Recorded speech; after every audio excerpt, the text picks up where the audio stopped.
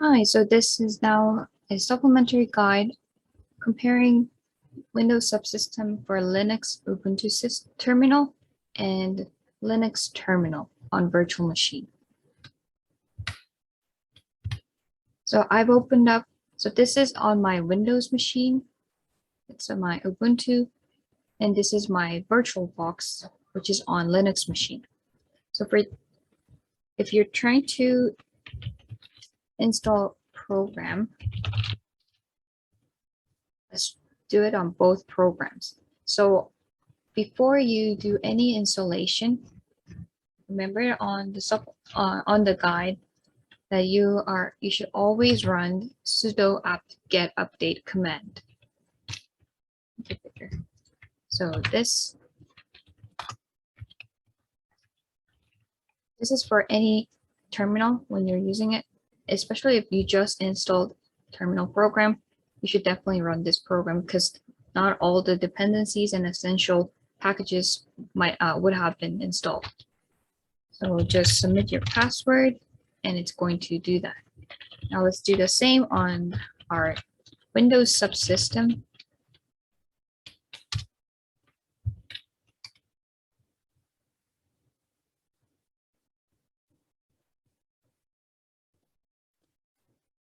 Okay, so both are running. So this is your output that you see when you run the following command. Let's make it big.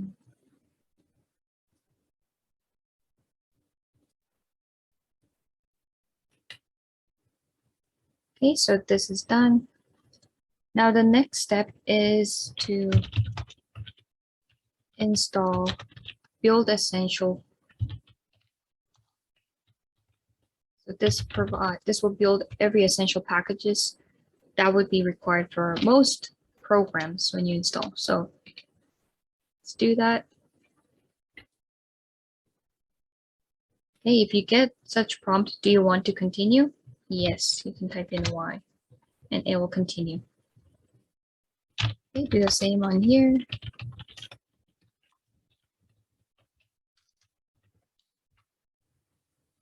Okay, again, press Y.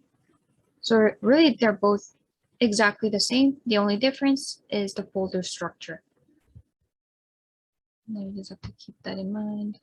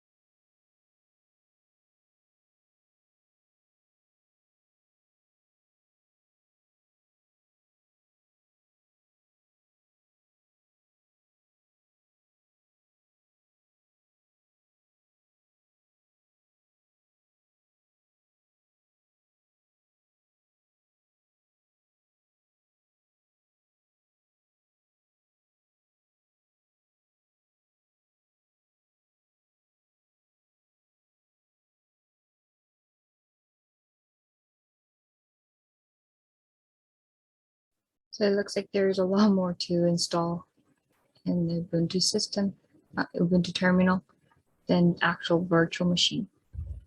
Note that when you also set up your virtual machine, you set up such that it will update and download install packages as you were setting up the Linux system. That's part of the reason why it's a bit faster when you try to run the same command.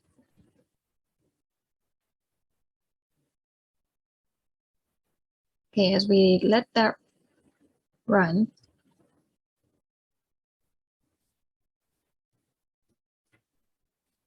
now what we saw in that intro to bash workshop, we're going to install minimap2.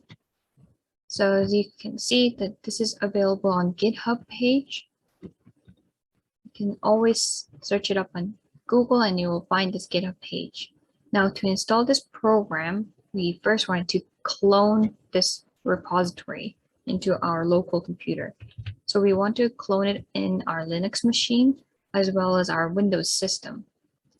Let's go into Linux first. So what do you do? You can type in the link to clone the GitHub page or GitHub repository. Now you run this command. Okay, so you see that command git is not found, but it can be installed with this. So if you see that this command is not available, you can sudo apt install git. So you can run that program, run the command and install the program. Okay, so I've used clear command, got it running. So now git is installed here. So here on git clone, okay, we'll let it run. Let's try again. If you press up arrow key, it will remember what you've typed in your history. So you can just you can go up arrow and find that git clone command again. You don't have to type it again. So let it run. Okay, so it successfully worked. Okay, so for this, for on Windows Linux Subsystem, you should use sudo git clone command so it works. Okay, and you'll see the same output. What it did was it just copied that repository into your current intro to bash directory. So let's print out what's. We see that, okay, so we do see that here, and same thing on this folder. So we see exactly the same folders. And now what the program README page suggested you to do is change your directory. So go into that folder and run this make command. So let's see. So on Windows, okay, so if you're a Windows user on Windows Subsystem, you definitely see that folder exactly as shown in terminal. So right now, we don't see any minimap2 file that's executable. So go into that folder and tap complete to speed up your typing. Now we're going to list up here. Okay, so we don't see that minimap2, not the minimap2.1. Okay, so let's try if we can run it. Okay, so you can see that nothing is available. Like there's no such program. See if that happens the same in here. Okay, again, same thing. You only see minimap 2.1. See if that. Okay, let's run the program. I can't tap complete. All right, so there's nothing. There's nothing executable. And so this is why we need to use that make command. Okay, so just clear the screen and let's use, so now we've moved into the minimap folder. We're going to run make command as suggested by here. Okay, make, so it's going to do that. Oops.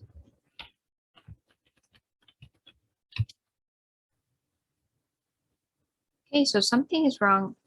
There's no repository, so there's no such file or directory on both Linux and Ubuntu. What's going on? So if you see the fatal error, zlib.h, you can Google that error message and see. Okay, so it's saying that somebody on Stack Overflow have the similar problem. And here is some answer. Honestly, when we don't really know what's going on, all we can do is just give it a try. See if that helps with our program error. Okay, so let's run it again. And let's also do that same on virtual machine.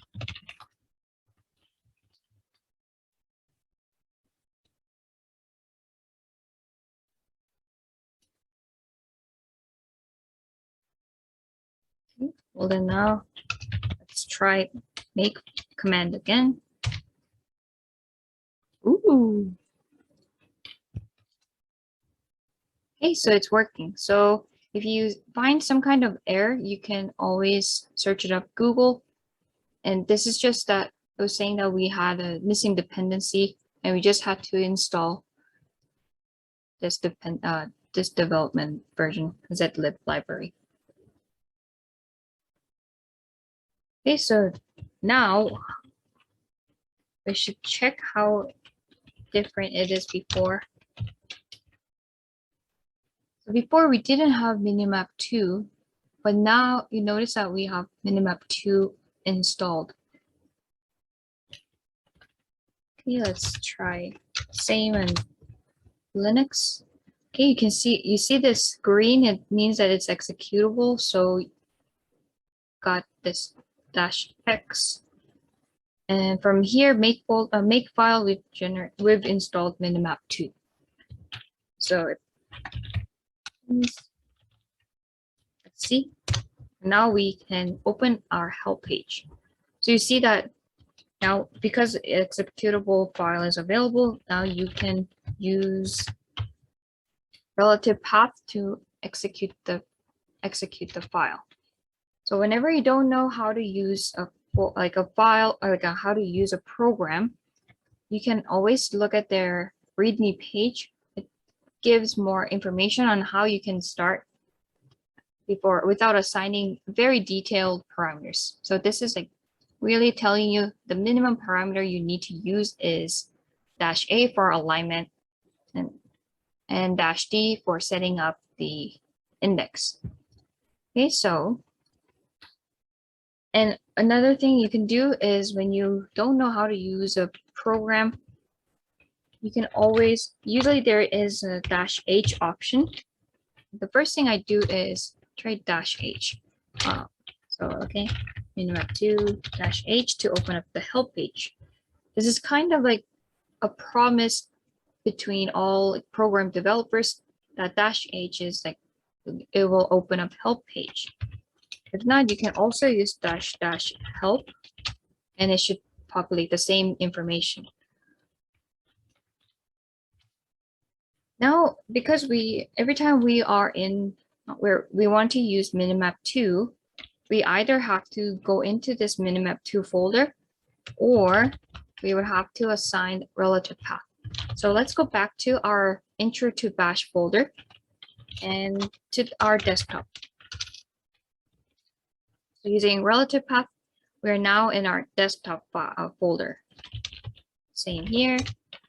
If you want to use minimap2, it does not exist when you try to tab complete because this is not in our system. It's going to tell you, oh, it's not available. So what you can do is you would have to assign relative path to that program. So we have it inside intro to bash folder, and then minimap2, and then type that program name. Then it will show up again. But it could be a bit confusing or tedious if you have to assign this relative path every time you want to use a program. So what we can do is, in this case, we can echo path variable.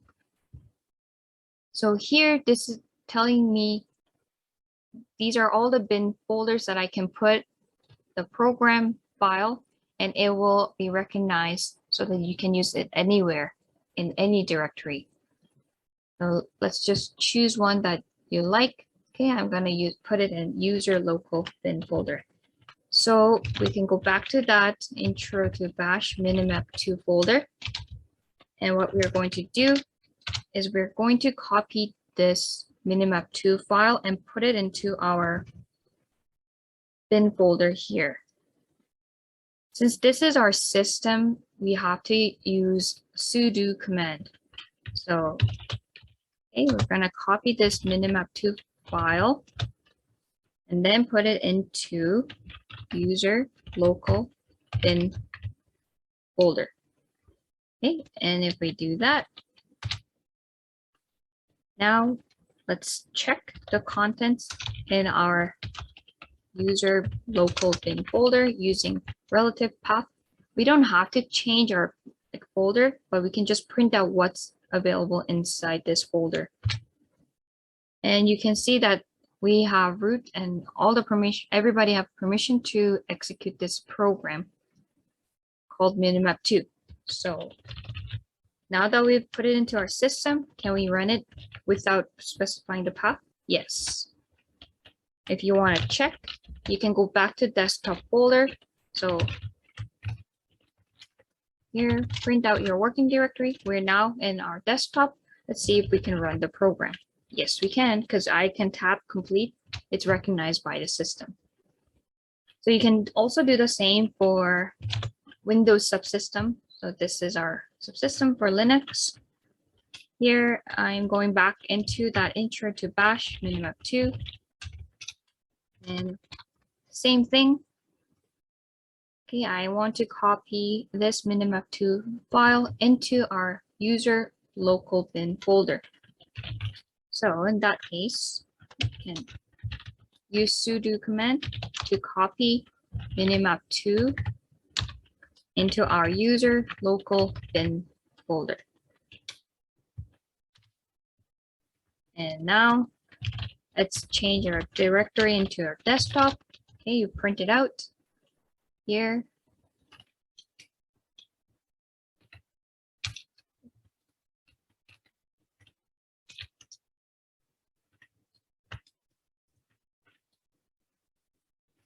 Okay, so then try running minimap2. Now it's recognized by the system and you can run the program. So since we have the program inside our system folder, we don't need to keep that minimap2 folder anymore, this repository. So we can simply delete it. How you can do it, you can go into the folder, and this time here we're going to use remove rm recursively. You have to assign that in order to remove anything that's folder and delete it.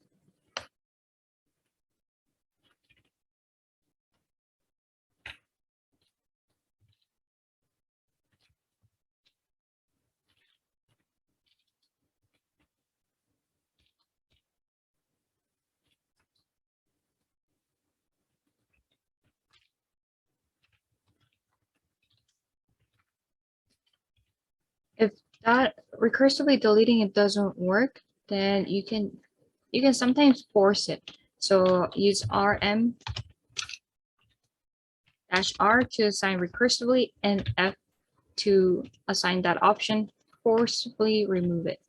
Really not recommended. You don't really need to do it. For example, in Linux system, you don't have you can just simply use recursively remove the folder. Or I guess you have to always do it.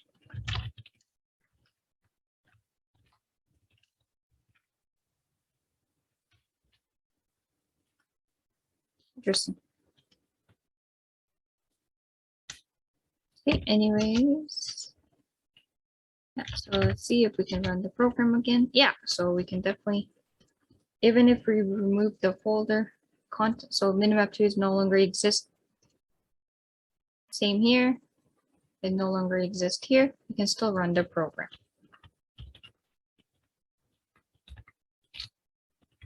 And that's really a simple guide on how to install a program and troubleshoot if you have if you find there is like an error, and put your executable program into the binary folder so you can execute it anywhere.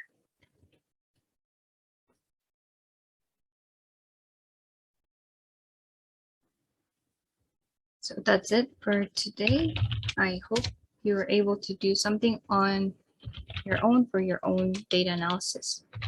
Okay, and similar thing, if you want to download any other program that's similar, you can always search up on Google.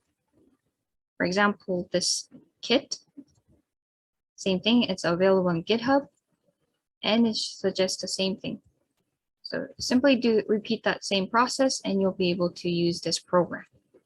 Okay, well, good luck with your coding and have fun.